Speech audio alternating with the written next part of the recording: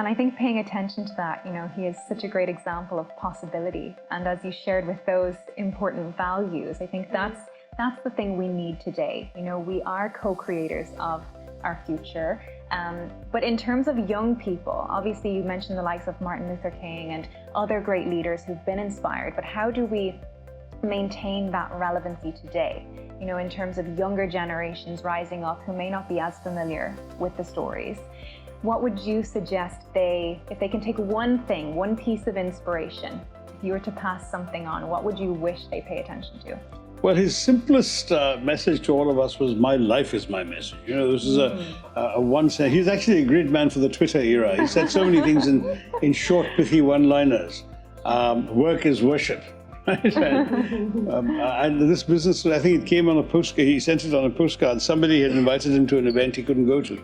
They said, well, if you can't come, will you please give us a message? And he replied on a postcard, my life is my message. And that ultimately, to get Gandhi, you have to see him whole. You have to study the whole life, read about it. And there are biographies of varying lengths. You don't have to go for the massive tomes. There are biographies that will tell you about what Gandhiji stood for and did, and the lessons that he represented for people. Put into another context, much of this is the purpose of this is to influence youngsters. Yeah. So if you have to give them some advice, even keeping Gandhi aside, to look at this or to look at that or consider this, what would you usually think which you would want to see?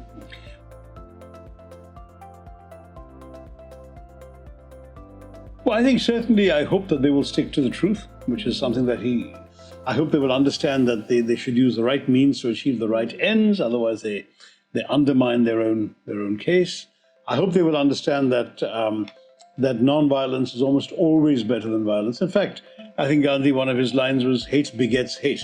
Violence begets violence. Injustice begets injustice. So don't go down that path. Oppose violence through non-violence, oppose hate. But that's easier said than done. So pick your rivals well. I mean, I think, you need a rival. Strategy is different, but you need a rival who is capable of being shamed by his or her own brutalization. But you just mentioned earlier just now that you don't, immodesty aside, etc. You are definitely known for your integrity. There's no question about it.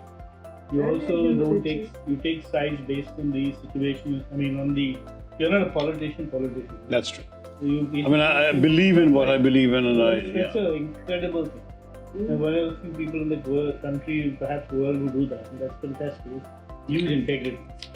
But if you had to pick one quality that you would like to imbibe about Gandhi, which, we're all learners, but what would you like to take on?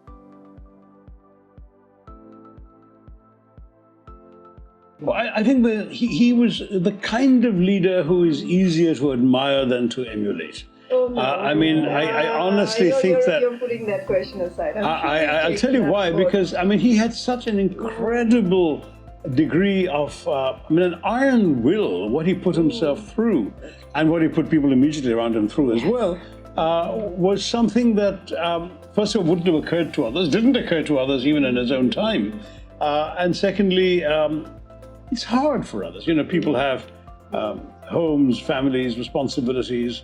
This willingness to give up everything, even his own life, on an issue that he catered for, that mattered enough to him. That's something which it's difficult for most regular folks to be able to do that, right? He reduced his wants to the most elemental. One cloth around his waist and an additional cloth if it was cold. A staff, because as he grew older, his knees were rickety, he had to walk. Wooden clogs that he walked on, right? A pen or a pencil, which the pencil, he would write it down till it was worn down to a stub, and finally he would finish it off.